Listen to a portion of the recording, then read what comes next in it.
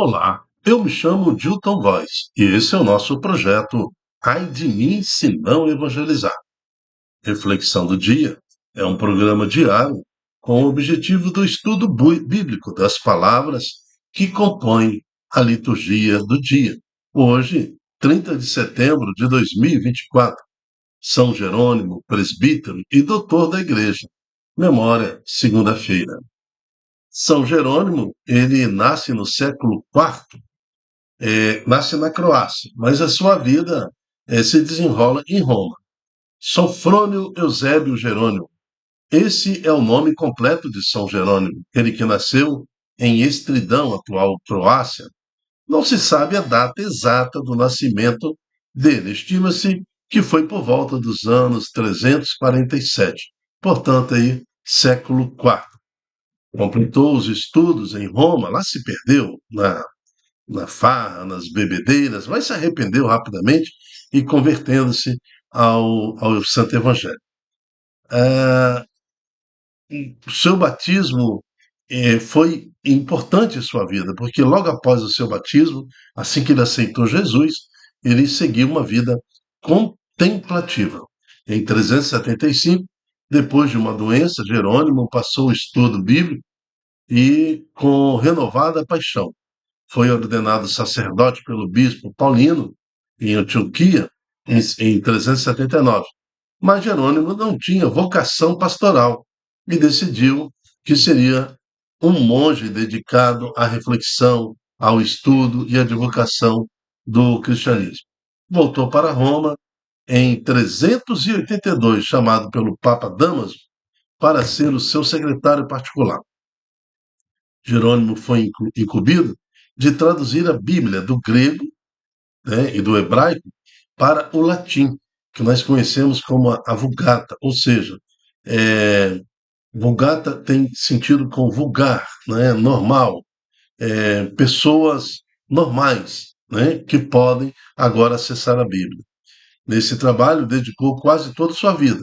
O conjunto final de sua tradição da Bíblia, tradução em latim, chamou-se Vulgata e tornou-se o oficial do Concílio de Trento. São Jerônimo, presbítero e doutor da Igreja, rogai por nós. Estamos reunidos em nome do Pai, do Filho e do Espírito Santo. Amém. Dedicamos um pouquinho mais a São Jerônimo pela sua importância, né? Lá no século IV, acho que traduzir a Bíblia do hebraico, do aramaico, do grego e trazer para o latim, já que o latim já tinha esse apelido, Vulgata, porque todos era uma palavra, né, que servia, era uma língua que servia a todos. Então, a partir dessa tradução da Bíblia, com São Jerônimo, a pedido do Papa Damaso, pela primeira vez no mundo, nós tivemos a palavra de Deus acessível também ao pobre, ao rico, todas as nações. Então, o manuseio da Bíblia começa a ser uma coisa mais popular. Mas vamos à primeira leitura de hoje. O livro de Jó, no seu capítulo 1, de 6 a 22. Leitura do livro de Jó. Um dia foram os filhos de Deus apresentar-se ao Senhor. Entre eles estava também Satanás. O Senhor então disse a Satanás: De onde vens? Venho dar uma volta pela terra. Respondeu ele. Senhor disse-lhe: Reparaste meu servo Jó? Na terra não há outro igual a ele. É um homem íntegro, correto, teme a Deus, afasta-se do mal. Satanás respondeu ao Senhor: Mas será por nada que Jó teme a Deus? Hã?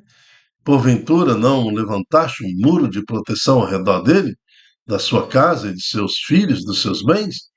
Tu abençoaste tudo que ele faz, e os seus rebanhos cobrem toda a tua região. Mas estende a mão e toca em todos os seus bens, e eu garanto que ele te lançará maldição no rosto. Então o Senhor disse a Satanás: Pois bem, de tudo o que ele possui podes dispor, mas não estendas a mão contra ele. E Satanás saiu da presença do Senhor. Ora, um dia em que os filhos e filhas de Jó comiam e bebiam vinho na casa do irmão mais velho, um mensageiro veio dizer a Jó: estavam os bois lavrando e as mulas pastando um a seu lado, quando de repente apareceram os sabeus e roubaram tudo, passando os criados a fio de espada. Só eu consegui escapar para fazer-te notícia.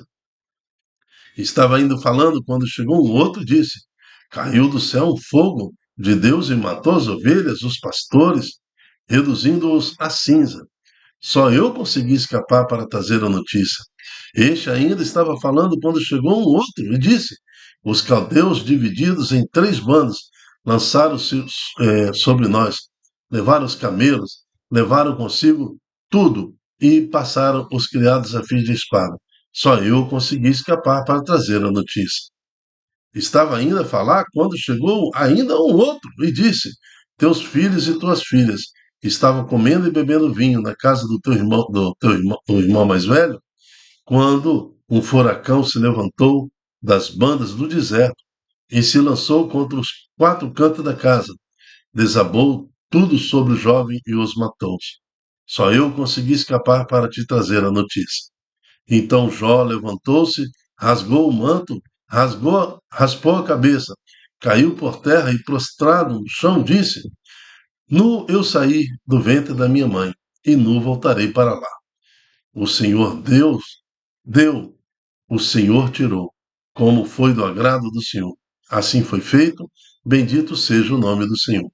Apesar de tudo isso, Jó não cometeu pecado, nem se revoltou contra Deus. Palavra do Senhor, graças a Deus. Aqui nós estamos diante de uma alegoria, de uma história.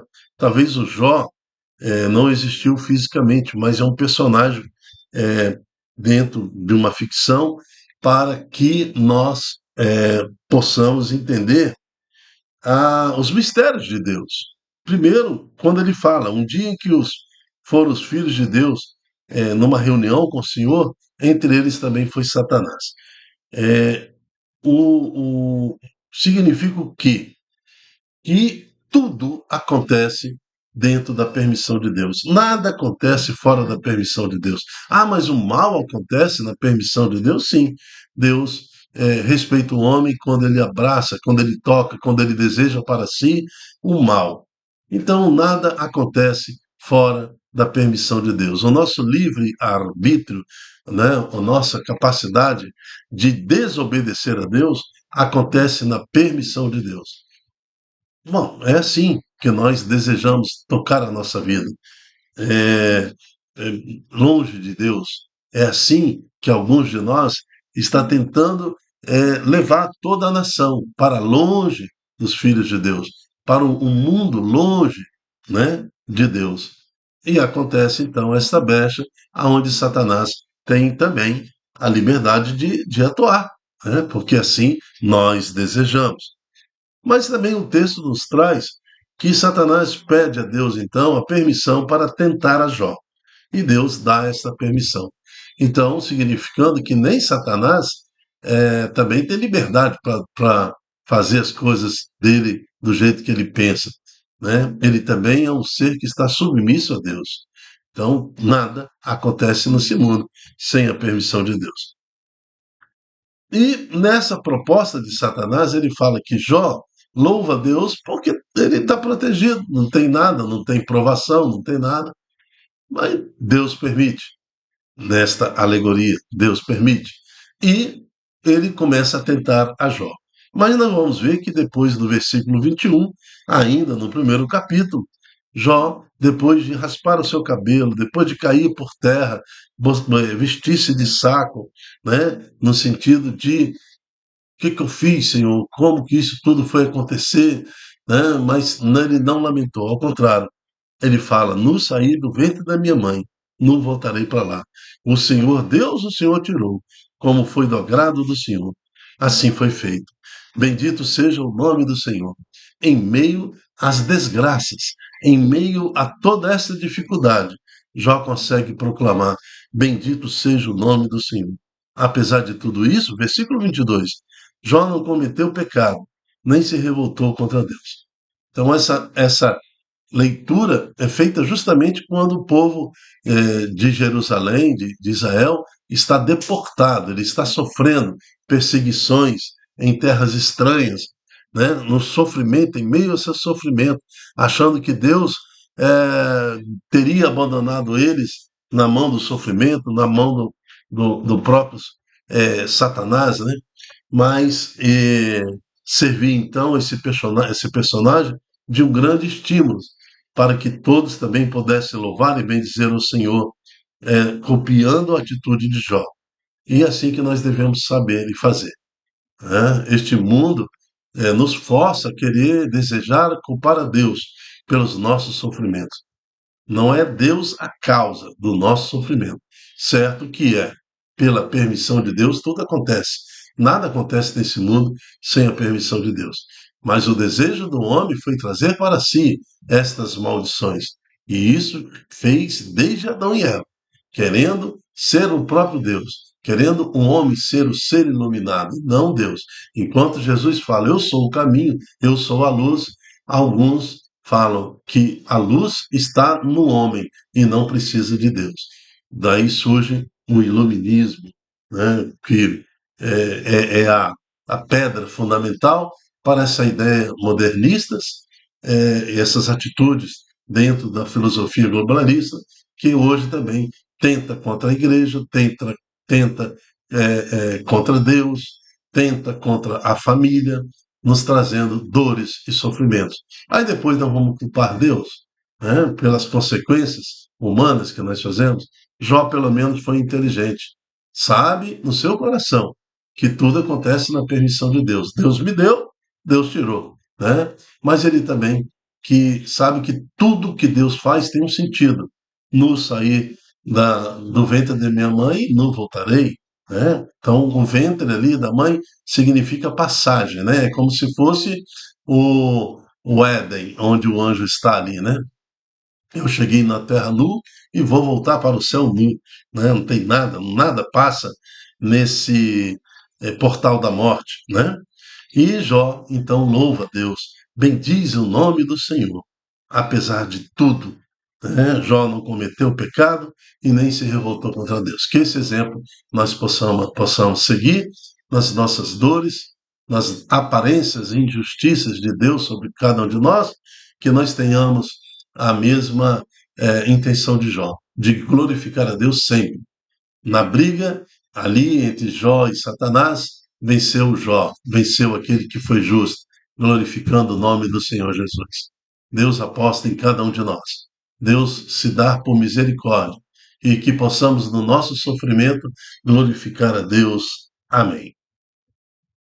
O salmo de hoje é o Salmo 16. Inclinai o vosso ouvido, escutai-me.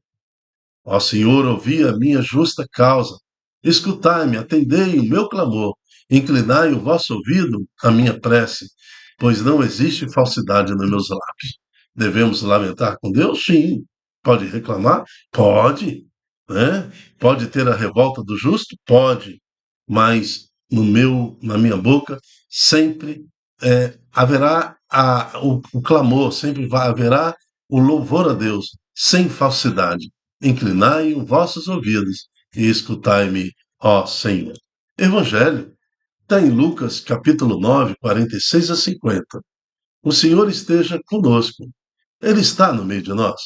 Proclamação do Evangelho de Jesus Cristo, segundo Lucas. Glória a vós, Senhor. O Evangelho de hoje é como se fosse uma extensão do Evangelho de ontem, domingo, né? É uma continuação, mas agora em Lucas, não mais em Marcos. Naquele tempo, houve entre os discípulos uma discussão para saber qual deles seria o maior. Jesus sabia o que estavam pensando. Pegou então uma criança, colocou junto de si e disse-lhes: Quem receber esta criança em meu nome, estará recebendo a mim. E quem me receber, estará recebendo aquele que me enviou. Pois aquele que entre todos vós for o menor, este é o maior. João interrompe Jesus e disse: Mestre, vimos um homem que expulsa demônios em teu nome, mas nós o proibimos, porque não anda conosco. Jesus disse-lhe: Não o proibais, pois quem não está contra vós está a vosso favor. Palavra da salvação. Glória a vós, Senhor. Ligando esse evangelho ao santo de hoje, São Jerônimo, ao Papa Damaso, que também atua com São Jerônimo no século IV, na tradução da Bíblia, né, tornando a Bíblia uma coisa acessível a todos. E depois, com a criação da imprensa, a Bíblia toma esse sentido universal, onde em qualquer canto você acha uma Bíblia, né? É o livro mais divulgado do mundo.